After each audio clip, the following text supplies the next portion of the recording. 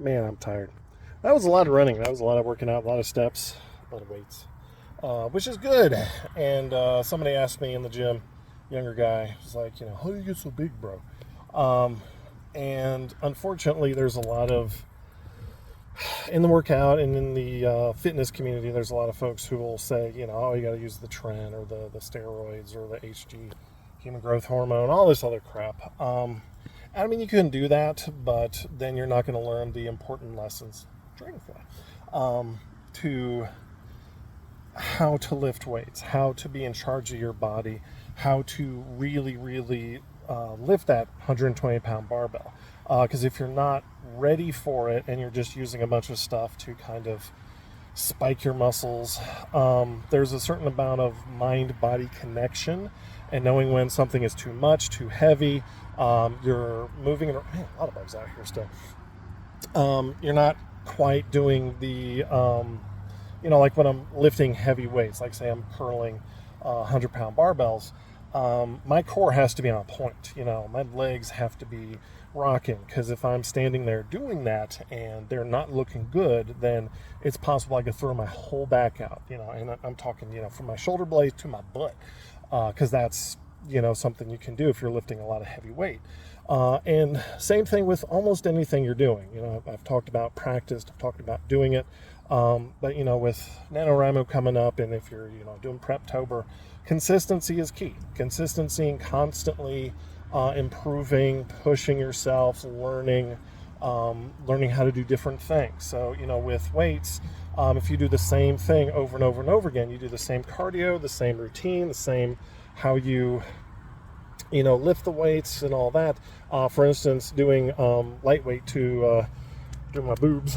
I'm doing a lot of different things. It's not just heavy weights. There's a whole section of things that I do that honestly kill better and probably do more to increase the bust size than doing heavy weights. 120 pound, in each hand as I'm doing butterflies with them. I mean, that's one, painful. I'm not going to be doing a lot of reps, and then it's going to be over, and my muscles, it's more my tendons are going to hate me than my muscles per se.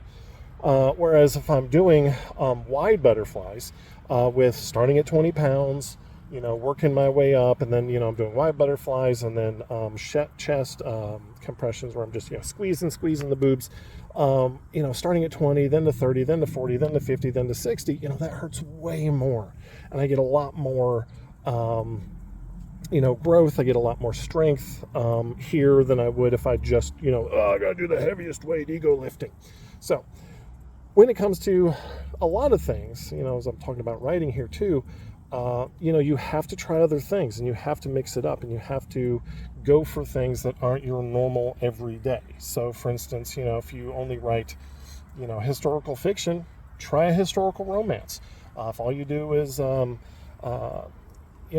contemporary, talking kind of books, then maybe try to fantasy. Reach out to what it is that you're doing and try different things.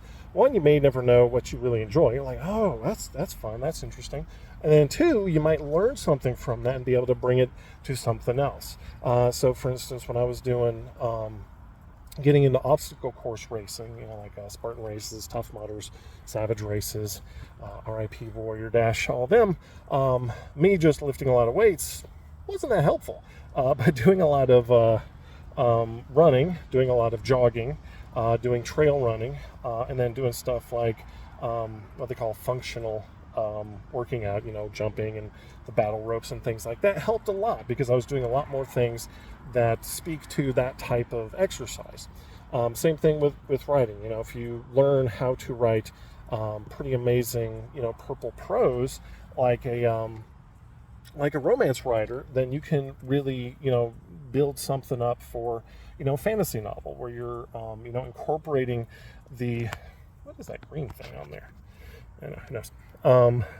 You're incorporating, that green dot is totally messing my mind up. All right, concentrate. I'm so hungry. I'm so tired right now. It's been 3 hours in the gym. Anyway, incorporate that description technique into other writing to make it active, to make it beautiful, so that Other folks can really read it.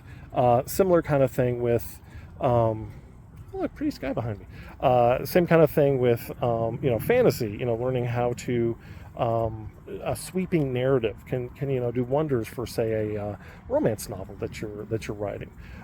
So there's a ton of different things that you can learn from different kinds of writing: short stories, novellas, full-length novels, ridiculously huge. I wrote one that was 282,000 words. That was a huge undertaking, but taught me a lot about writing compared to the really tight 60,000 word novel. So try different things, give it a shot. Consistency and trying new things are definitely awesome to help you. So don't be afraid to try new things, but also be consistent. Keep writing, keep at it. Learn how to write every day, learn how to work out. But also you need some recovery, just like working out. Same thing with writing. If all you do is write every day and you kind of hate it, you need a break. You need to chill. Otherwise, you're going to burn yourself out and never write again. So take that time to imagine, to just think about your writing, to think about your characters, situations you can put them in. Because writing is, like Shaylin Wright says a lot, writing is figuring out, how to fix things.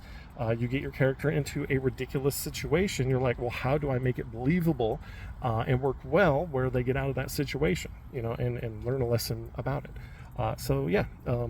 Be consistent, try new things, keep at it, give yourself some rest and recuperation, and hopefully you're working out and your writing does really well. And look at a beautiful sky. It's so nice today.